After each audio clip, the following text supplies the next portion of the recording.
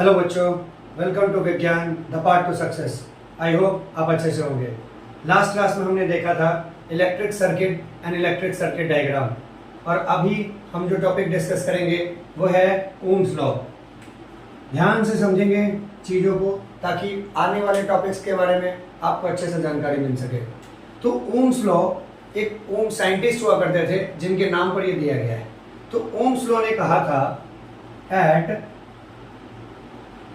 constant temperature the applied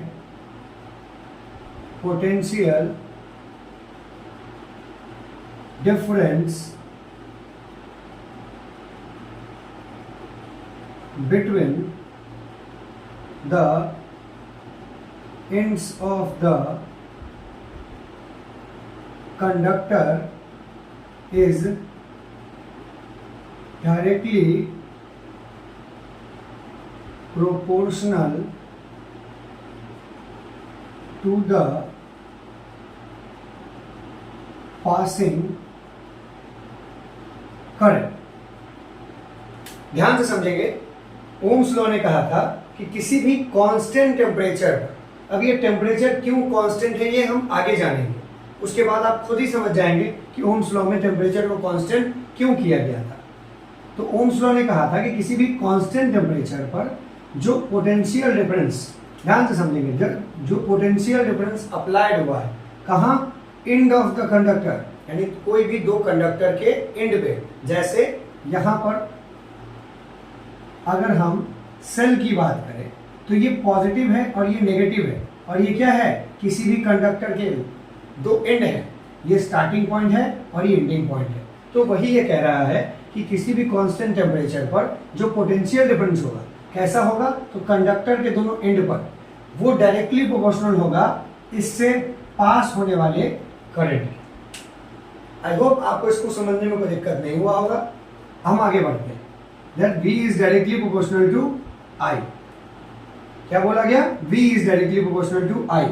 proportion हटाने के लिए हमेशा एक कांस्टेंट का यूज करेंगे। Therefore V is equal to RI या फिर IR, और V is equal to IR। R यहां पर क्या है? रेसिस्टेंस। R यहां पर क्या है? रेसिस्टेंस। I यहां पर क्या है? Induced current. Induced current. ध्यान से समझेंगे, मैं फिर से बता रहा हूं क्योंकि यहां से एक क्वेश्चन जरूर आएगा आपके एग्जामिनेशन में। तो किसी भी कांस्टेंट टेम्परेचर पर क्या है, जो पोटेंशियल डिफरेंस है जैसे V, ये क्या है, डायरेक्टली प्रोपोर्शनल है किसके, उसमें पास होने वाले करंट के। That is V directly proportional to I। Therefore proportion हटाने के लिए कांस्टेंट लगाएंगे। That is V is equal to RI या IR, जिसमें R जो है वो रेसिस्टेंस है। आई होप आपने इसको अच्छे से समझ लिया होगा एंड नोट डाउन कर लिया होगा। अब हम चलेंगे इससे आगे कुछ और भी टॉपिक्स पर जिससे आपको और क्लैरिटी मिलेगी ओम्स लॉ से रिलेटेड। अब हमें कहा गया है V is directly proportional to I and V is equal to RI। ध्यान से समझेंगे कि एक हम सर्किट बना रहे हैं।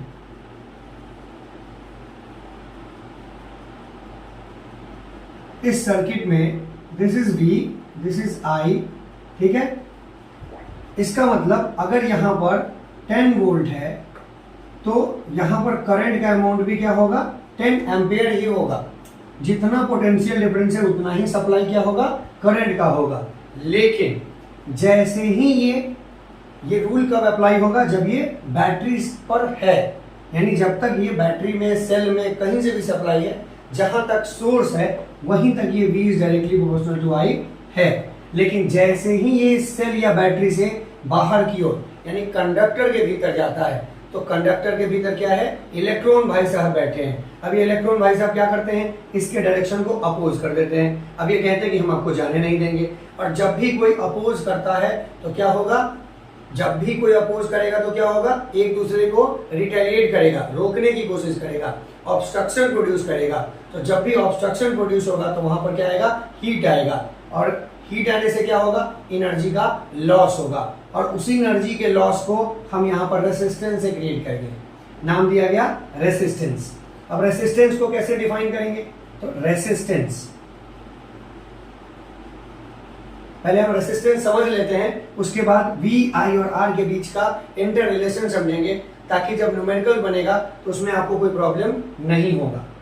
रेसिस्टेंस क्या होता है, तो रेसिस्टेंस का दो डेफिनेशन है, आपको जो सही लगे उस डेफिनेशन को आप अप्लाई करेंगे, यूज करेंगे, कहीं कोई दिक्कत नहीं होगा।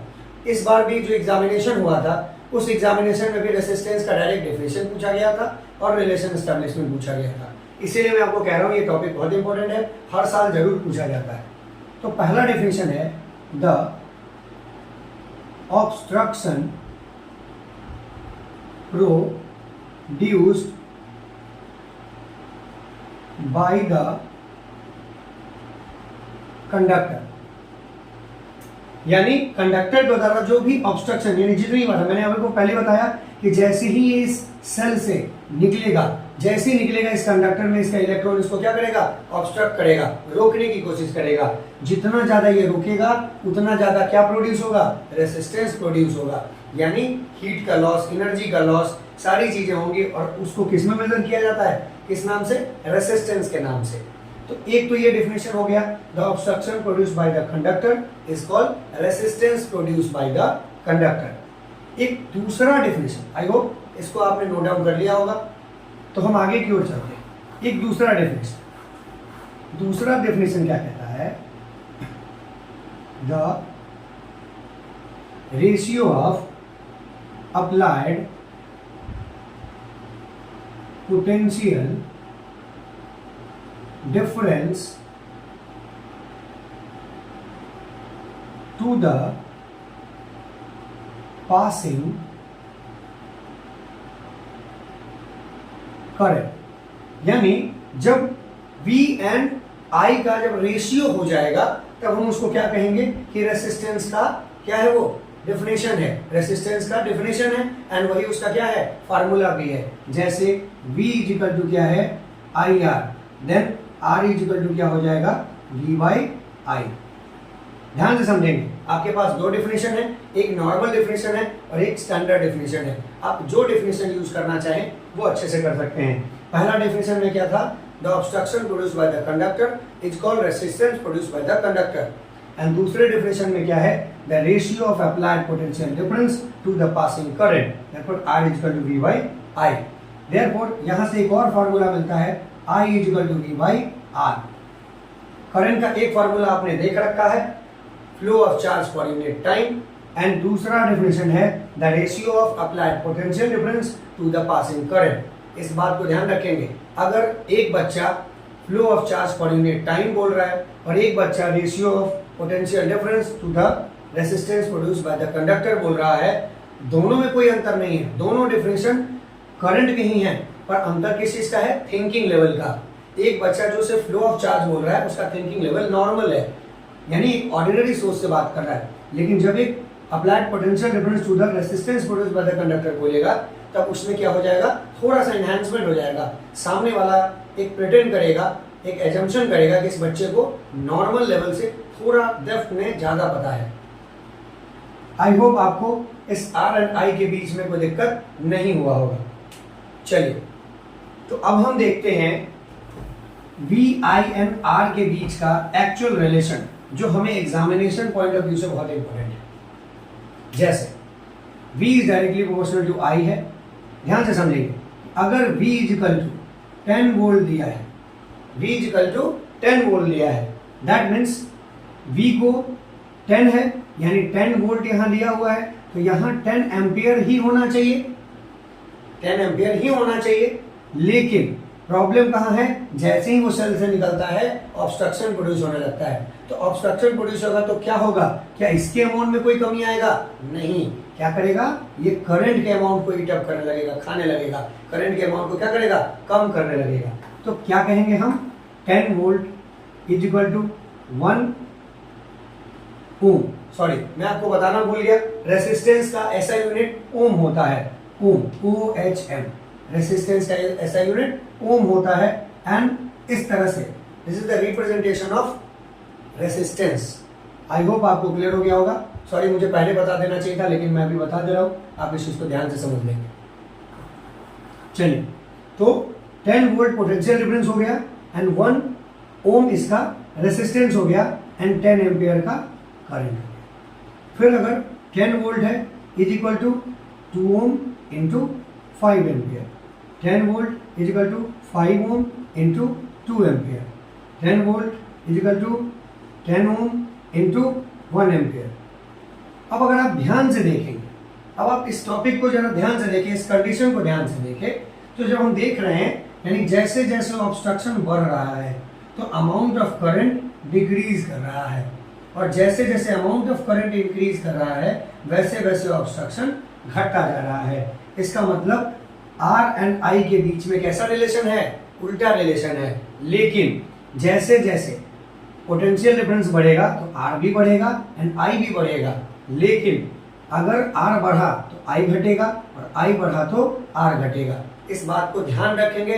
बहुत सारे बच्चे इस कंफ्यूजन में रह जाते हैं कि आर आई एंड वी के बीच में क्या रिलेशन है, क्योंकि आने वाले अभी सारे टॉपिक्स जितने भी हैं वो सब वी आई एंड आर के टर्म में ही चलेंगे। इसलिए इस टॉपिक को मैं बार बार बहुत डिटेल में समझा रहा हूं ताकि आप इस टॉपिक्स को समझ जाएं। आई होप अब ओम्स लॉ में आपको कोई परेशानी नहीं होगी और एक एक टॉपिक, एक एक छोटा छोटा डिटेल आप उसको अच्छे से समझ गए होंगे। अब चलते हैं हम ओम्स लॉ के एक्सपेरिमेंट की तरफ। ओम्स लॉ का एक्सपेरिमेंट क्या था? तो ओम्स लॉ के एक्सपेरिमेंट में एक सर्किट डायग्राम बनाया गया। इस सर्किट डायग्राम में क्या किया गया? चेक किया गया relation V I and R के टर्म। क्या किया गया? एक सर्किट बनाया गया, एक पोटेंशियल डिफरेंस बनाया गया, एक सेल लगा दिया गया। इस सेल से क्या किया गया? एक वेरिएबल रेसिस्टर लगा दिया गया, एक वेरिएबल रेसिस्टर लगा दिया गया।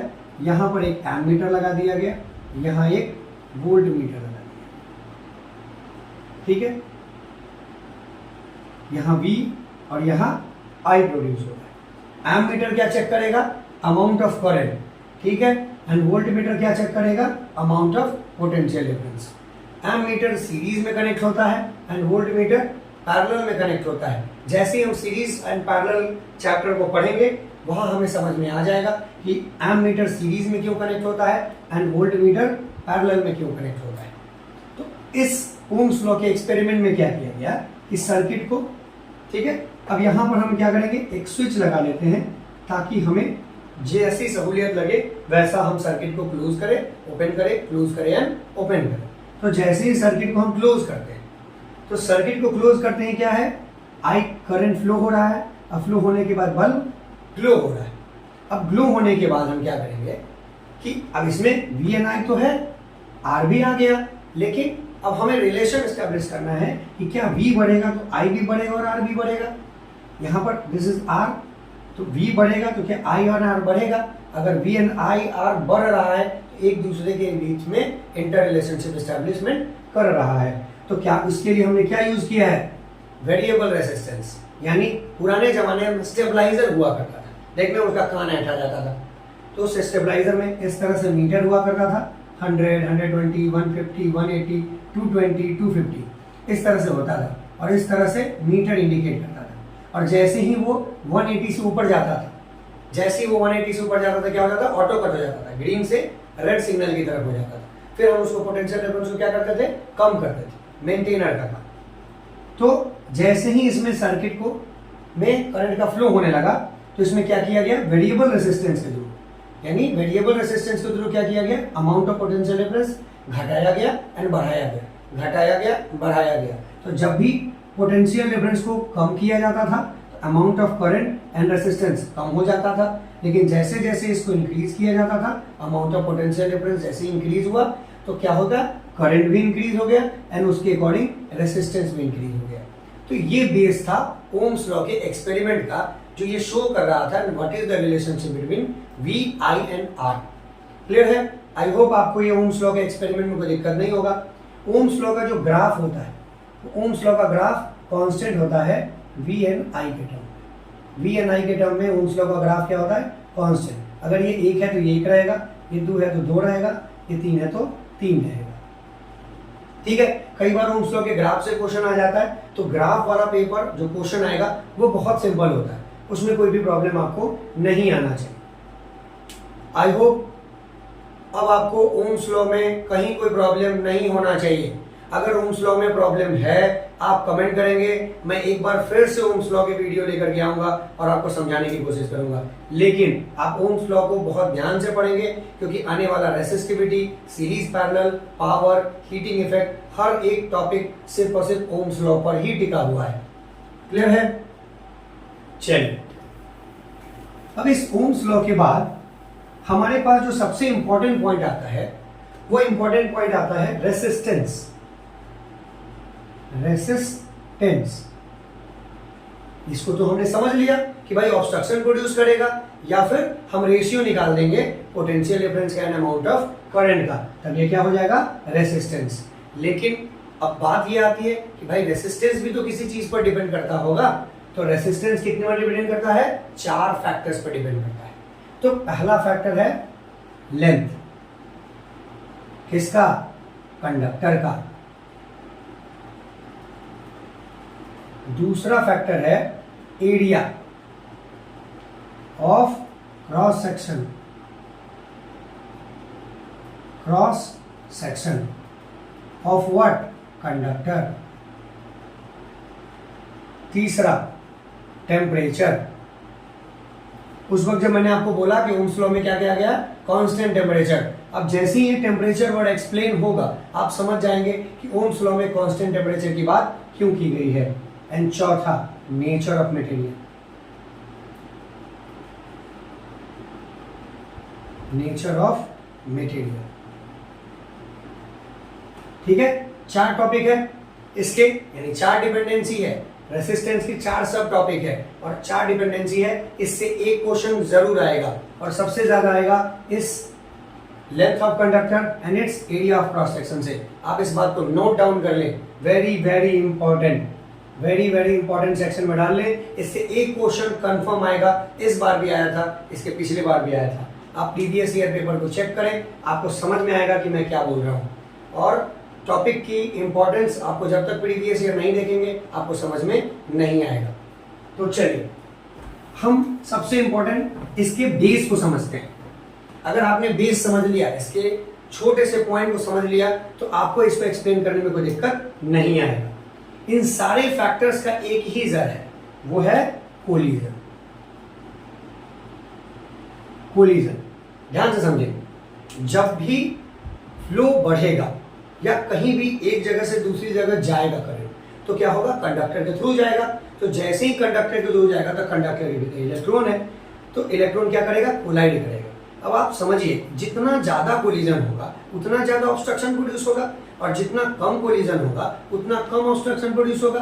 तो if the amount of current increases, ठीक है, if the flow of current increases then the amount of resistance decreases, and if the amount of resistance increases then the amount of current decreases. मतलब क्या समझे आपने? जैसे ही resistance बढ़ गया तो कोलिजन बढ़ गया, और कोलिजन बढ़ने से क्या घट गया? करंट का फ्लो घट गया। क्यों? क्योंकि उतना तो उसने बैरियर लगा दिया। तो बैरियर लगा दिया तो जो बैरियर से बच के करंट निकला है वही तो आगे जाएगा। ठीक है, चलिए तो पहला हम देखते हैं लेंथ के टर्म। लेंथ, तो लेंथ में क्या होगा कि हम 2 कंडीशन को लेकर के चलते हैं। एक ये कंडीशन, ये L है, यह एक 2L है। मान लीजिए कि इसमें 100 इलेक्ट्रॉन है और इसमें 200 इलेक्ट्रॉन। तो जब ये इससे पास करेगा तो इसमें सिर्फ 100 इलेक्ट्रॉन से टकराएगा और इसमें 200 इलेक्ट्रॉन से टकराएगा। तो if the length of wire increases then the collision between the particle will also increase. ध्यान से समझेंगे, if the length of wire increases then the collision between the particles also increases, then the temperature increases। collision बढ़ेगा तो क्या बढ़ेगा? Temperature बढ़ेगा, and temperature बढ़ेगा तो क्या बढ़ेगा? रेसिस्टेंस बढ़ेगा। ध्यान से समझेंगे, मैं फिर से बोल रहा हूं, if the length of wire increases then the resistance increases। कैसे? if the length of wire increases then the collision between the particle increases, that's why the temperature increases, it results increase in resistance। but if the length of wire decreases then the collision between the particle will also decrease, then the temperature will decrease, it results decrease in resistance of the conductor. मैं इसको लिख रहा हूं, आप आराम से एक एक पॉइंट को, छोटे छोटे लाइन एंड पॉइंट्स को नोट डाउन करेंगे। If the length of wire, मैं INC लिख रहा हूं, आप इंक्रीज समझेंगे और पूरा लिखेंगे, increases then the collision between the particles will also increase, then the temperature of the conductor increases. It results increase in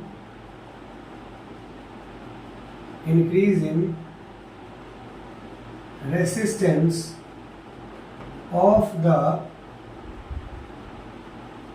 conductor and vice versa। vice versa का मतलब जैसे इसको उल्टा कर लीजिए, ठीक है।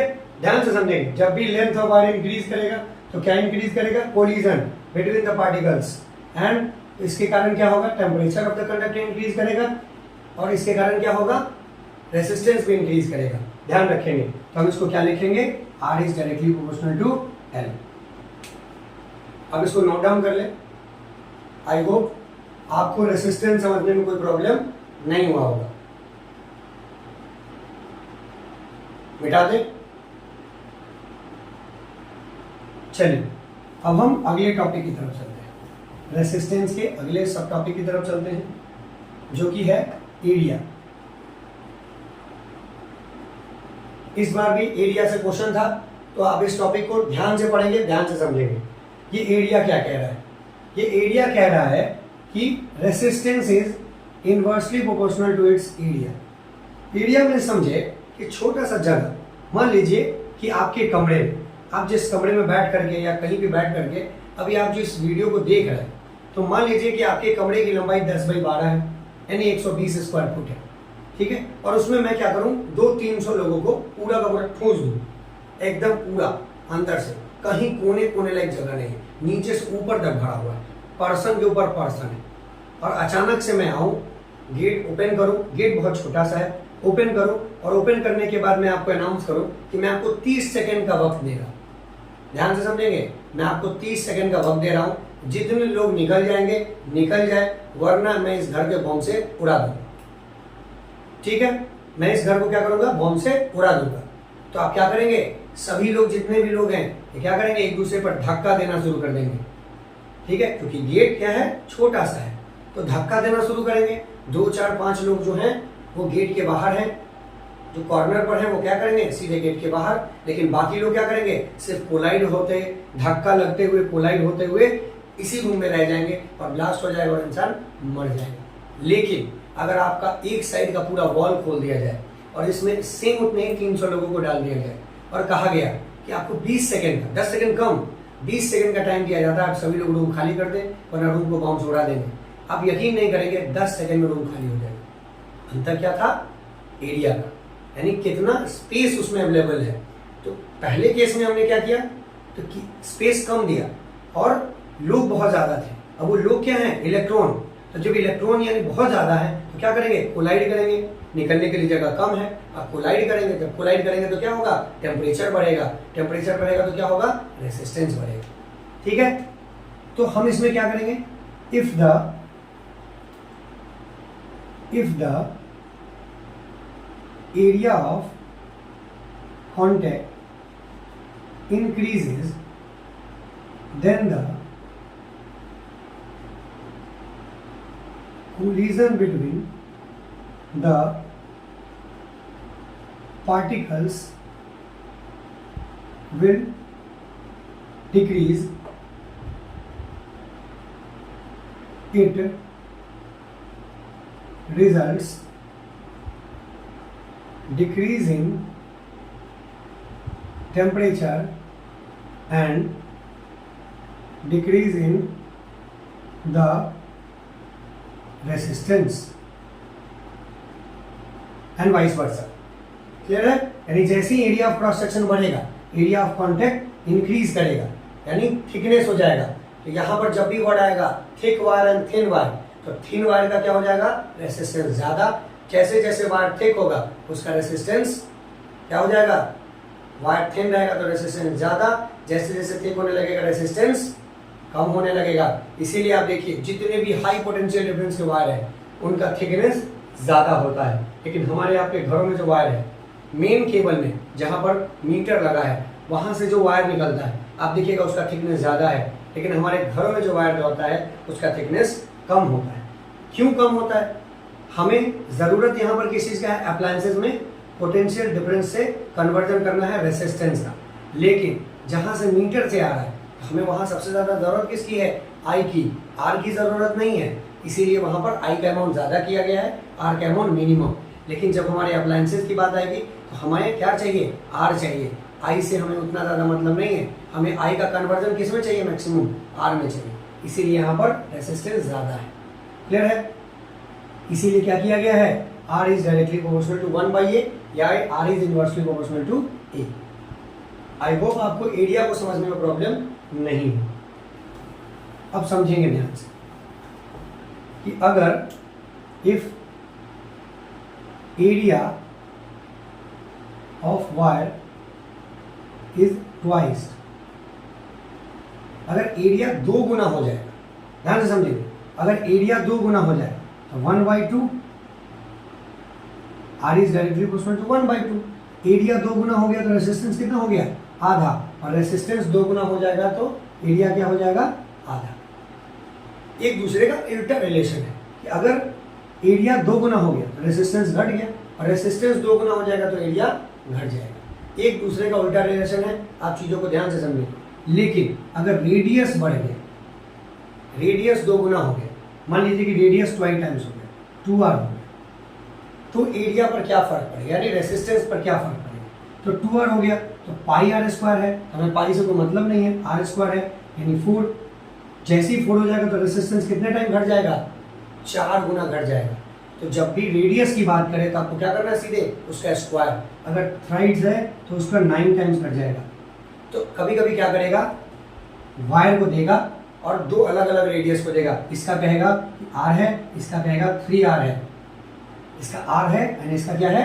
3r है। तो कहेगा कि दोनों के बीच का रेशियो निकालिए, 1:9 का रेशियो हो जाएगा।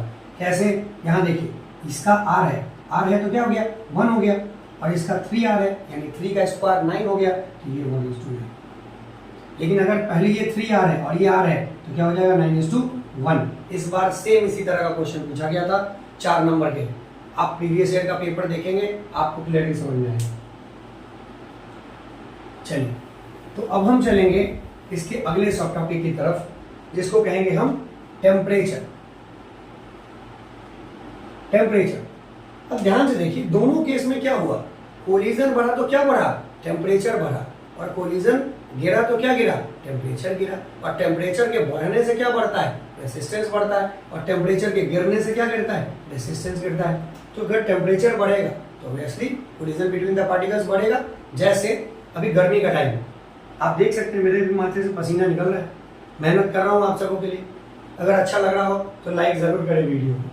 तो अभी जैसे टेम्परेचर बढ़ रहा है और आपके घरों में या फिर अगर आप ट्रेन में ट्रैवल करते हैं तो टेम्परेचर बढ़ रहा है, और जिस सीट पर 3 लोग बैठ सकते हैं उस सीट पर आकर के 4 लोग बैठ जाए तो क्या हो जाएगा? लोगों के बीच में धक्का मुक्की बढ़ने लगेगा, कोलिजन बढ़ने लगेगा, कोई एक दूसरे को अपनी सीट पर बैठने नहीं देगा, चाहेगा कि उसको क्या मिले? स्पेस मिले। सेम वही काम वायर में भी होता है। जैसे जैसे टेम्परेचर बढ़ता है उनका मूवमेंट क्या हो जाता है? फास्ट हो जाता है, तो कोलिजन होने लगता है। 1-2 पार्टिकल के बीच में सब क्या करने लगते हैं? कोलाइड करने लगते हैं, जिसके कारण क्या बढ़ने लगता है? रेसिस्टेंस बढ़ने लगता है। That means R is directly proportional to T, temperature. I hope इसमें कोई दिक्कत नहीं होगा। सेम जो लाइन मैंने पहले लिखा है आप उसी को रिपीट करेंगे। इफ द, जैसे लेंथ ऑफ वायर को बोला था, length of wire increase, collision increase, उसी तरह से the temperature increases then the collision between the particle increases, it results increase in resistance. फिर से बोल रहा हूँ, if the temperature increases then the collision between the particle increases, it results increase in resistance। ठीक है, अब आते हैं इसके आखिरी सब पॉइंट की तरफ, और इसको समझना बहुत जरूरी है क्योंकि इससे नया डेफिनेशन मिलेगा कंडक्टर एंड इंसुलेटर का, दैट इज नेचर। नेचर का मतलब ध्यान से समझेंगे, नेचर का मतलब मेल्टिंग पॉइंट, मतलब एक ऐसा वायर जिसका मेल्टिंग पॉइंट जितना ज्यादा होगा, ध्यान से समझेंगे, एक ऐसा वायर ले जिसका मेल्टिंग पॉइंट मान लीजिए 1000 डिग्री सेल्सियस है, और एक ऐसा वायर ले जिसका मेल्टिंग पॉइंट 500 डिग्री सेल्सियस है, तो किसकी अंदर रेसिस्टिंग एबिलिटी, रेसिस्टेंस क्रिएट करने की एबिलिटी ज़्यादा होगी। तो हम ये समझ सकते हैं कि जिसके पास 500 डिग्री सेल्सियस है वो बेचारा कम ताकत वाला है, ये क्या होगा, ज़्यादा रिटेलिएट करने में क्षमता को बर्दाश्त नहीं कर पाएगा, जैसे ही इसको ज़्यादा रिटेलिएशन मिलेगा क्या पड़ जाएगा, ब्रेक कर जाएगा। तो जिसके अंदर रेसिस्टेंस कम, जिसके अंदर मेल्टिंग पॉइंट कम, यानी उसके अंदर क्या कम, रेसिस्टेंस कम, और जिसका जैसे जैसे मेल्टिंग पॉइंट बढ़ेगा वैसे वैसे क्या बढ़ेगा, रेसिस्टेंस बढ़ेगा। क्लियर है। अब समझिए कि कंडक्टिविटी के टर्म में अगर हम लेते हैं तो सिल्वर, गोल्ड, एल्युमिनियम है, कॉपर है। अब सिल्वर गोल्ड ये भी बेस्ट कंडक्टर है, ये भी बहुत बढ़िया कंडक्टर है, आखिर इसका यूज क्यों नहीं करते। सवाल दिमाग में आएगा कि भाई सिल्वर गोल्ड बहुत अच्छा है लेकिन यूज क्यों नहीं करते हैं इसको। अब आप कहेंगे कि सर तो सिल्वर गोल्ड इतना महंगा है, सबको वायर में यूज करेंगे तो चोरी करके ले जाएगा। लेकिन अगर आप वेस्ट इंडीज चले जाएं, साउथ अफ्रीका चले जाएं, वहां तो गोल्ड माइंस हैं, गोल्ड ही गोल्ड है, लेकिन वहां क्यों नहीं यूज करते हैं। अब समझिए इसका एक मेन रीजन कि अगर आपने इस तरह का वायर गोल्ड का लगा दिया, ठीक है, जैसे ही इसको गर्माहट मिलेगा, ठीक है, गर्माहट मिलेगा तो 9th क्लास में पढ़ा है आपने, जैसे हीट मिलेगा इंटरमॉलिक्यूलर फोर्स टूट जाता है एंड स्पेस बढ़ने लगता है, तो क्या हो जाएगा, एक्सपेंशन हो जाएगा। एक्सपेंशन हो जाएगा तो वायर नीचे की ओर लटक जाएगा। आप देखते होंगे अपने आसपास में जो एल्युमिनियम के वायर हैं, वो उस वायर में क्या होता है, गर्मी में वो नीचे की तरफ झुक जाता है। ऐसा शहरों में तो उतना नहीं दिखता, पर गांव आप जाएंगे तो दिखेगा, क्योंकि गांव में दो पोल के बीच का डिस्टेंस ज़्यादा होता है, तो वो किस तरह से होता है, ऐसे झुक जाता है। लेकिन ठंड में वो क्या हो जाता है, सिकुड़ जाता है। ठीक है, यानी गर्मियों में क्या होता है, एक्सपेंशन, कोलिजन ज़्यादा होता है, एक्सपेंशन होता है, और ठंड में क्या होता है, कॉन्ट्रैक्शन होता है। तो ये नीचे झुक गया। अब मान लीजिए कि कोई लॉरी, कोई ट्रक जो है वो जा रहा है और इसमें वायर में टच हुआ तो ब्लास्ट हो गया। मान लीजिए कोई सिलेंडर का ट्रक जा रहा है और इसमें टच हो गया तो सत्यानाश। इसीलिए हम क्या करते हैं, सिल्वर एंड गोल्ड का इस्तेमाल नहीं करते हैं, प्रीसियस होने के बावजूद भी। तो बात प्रीसियस की नहीं है, बात है इसके ड्यूरेबिलिटी की, यानी इसके अंदर एक्सपेंशन बहुत जल्दी होता है, लचीलापन बहुत ज़्यादा है, ये बहुत जल्दी ब्रिटलनेस है, टूट जाता है, और इसका मेल्टिंग पॉइंट भी बहुत कम है। आई तो नो डाउट इसमें आई बहुत जल्दी बनेगा, लेकिन क्या है दिक्कत, ये टूट जल्दी जाएगा। और टूट के मान लीजिए कि अभी हीट ज़्यादा हुआ, टूट गया, और मान लीजिए हम और आप कोई भी पर्सन जा रहे हैं, उसके सिर पे जाके लटक गया तो उसका क्या हो जाएगा, केकड़ा बन जाएगा। अब केकड़ा बन के वो अखड़ा रहेगा, काम खत्म, यानी लाइफ को भी खतरा है। इसीलिए क्या है, नेचर ऑफ मटेरियल होना ज़रूरी है सही तरीके से। तो जितना कम मेल्टिंग पॉइंट उतना अच्छा कंडक्टर। जैसे जैसे मेल्टिंग पॉइंट बढ़ेगा क्या हो जाएगा, कंडक्टिविटी बढ़ने लगेगा। जैसे ही कंडक्टिविटी को इंक्रीज करेगा, मेल्टिंग पॉइंट बढ़ेगा, कंडक्टिविटी यानी रेसिस्टेंस जो है वो बढ़ने लगेगा। ठीक है, तो नेचर कैसा है, resistance of the conductor depends on the nature, that is the melting point of the object. If the melting point increases, then the amount of resistance will also increase. If the melting point decreases, then the amount of resistance will also decrease. I hope अब आपको resistance से कोई दिक्कत नहीं हुआ। एक question मैंने आपका कंफर्म कर दिया कि जो आपके रेसिस्टेंस से आएगा ही आएगा। ठीक है, अब हम एक और टॉपिक पढ़ते हैं जो आज का लास्ट टॉपिक होगा, दैट इज रेसिस्टिविटी। रेसिस्टिविटी, अभी रेसिस्टिविटी के लिए हमने देखा है कि R is directly proportional to L and R is directly proportional to 1/A। हमने देखा है अभी रेसिस्टेंस के डिपेंडेंसी पर, क्या ये न्यूमरेटर है, ये डिनोमिनेटर है, क्या हम इन दोनों को कंबाइन कर सकते हैं? तो जवाब होगा सब बिल्कुल कर सकते हैं। तो हम करेंगे R is directly proportional to L/A। To remove a proportion sign we need a constant, हम क्या करेंगे, एक कांस्टेंट लगाएंगे, that constant is known as rho. अब इसको क्या करेंगे, जैसे आप P इस तरह से लिखते हैं तो P ऐसे लिखा आपने और आखिरी में खत्म किया। अब क्या करो, आखिरी से शुरू करो, इसका पूंछ ऐसे लंबा कर दो, ऐसे पीछे की तरफ उसको लग रहा त्यागी बना दो, है ना, ओमकारा का। इसको बना दो ओमकारा वाला कैरेक्टर, लंगड़ा था नीचे से लंगड़ा था, तो आप आखिरी से शुरू करें और इस तरह से कर दें, तो ये क्या हो जाएगा, रो हो जाएगा। ठीक है, rho into L by A. Then rho is what, resistivity of the conductor. तो इस रो को क्या करेंगे, रो इजकल टू क्या हो जाएगा, R into A by L. ठीक है, अब इस रो का यूनिट या ऐसा यूनिट जो भी आप कहें, अब इसको कैसे निकालेंगे, तो आर का क्या होता है ओम, एरिया का क्या होता है meter square divided by meter, तो कट के क्या हो गया ओम मीटर। तो जहां भी आपको ओम मीटर दिखेगा आप क्या समझेंगे, क्या है ये, रेसिस्टिविटी। रेसिस्टिविटी मीन्स आपने क्या समझा, रेसिस्ट करने की एबिलिटी को क्या कहा जाता है, रेसिस्टिविटी। यानी रेसिस्टेंस क्रिएट करने की ability, the ability to create resistance, to develop resistance, to, ठीक है, to enhance resistance which is known as resistivity of the conductor. जितना ज्यादा रेसिस्टेंस क्रिएट करेगा उतना ज्यादा रेसिस्टिविटी, जितना कम रेसिस्टेंस क्रिएट करेगा उतना कम रेसिस्टिविटी। क्लियर है। अब कोई अगर आपसे पूछ दे कि when we can see that resistance is equal to resistivity of the conductor, तो हमारे पास फार्मूला है R equal to rho into L by A. ठीक है, हम क्या कहेंगे, when L is equal to 1 metre and the length of wire will be 1 meter and A is equal to 1 meter square and the cross section area of the wire is 1 meter square, then we can see that R is equal to, यानी जब किसी object का length 1 metre हो जाए, उसका cross section area 1 meter square हो जाए, तो हम उसको क्या कहेंगे, रेसिस्टेंस को रेसिस्टिविटी के बराबर कहेंगे, इक्वल कहेंगे। क्लियर है। आई होप आपको आज के resistance, Ohm's law, factors affecting resistance and resistivity के टॉपिक्स में कोई डाउट नहीं होगा। अगर फिर भी अगर आपको कोई डाउट हो रहा है, आप बिल्कुल बेझिझक कमेंट सेक्शन में उस टॉपिक से रिलेटेड बात करेंगे। मैं ज़्यादा से ज़्यादा क्वेरीज को सॉल्व करने की कोशिश करूंगा। तब तक के लिए do like, share, comment and subscribe my YouTube channel, that is Vigyan the path to success. Thank you so much.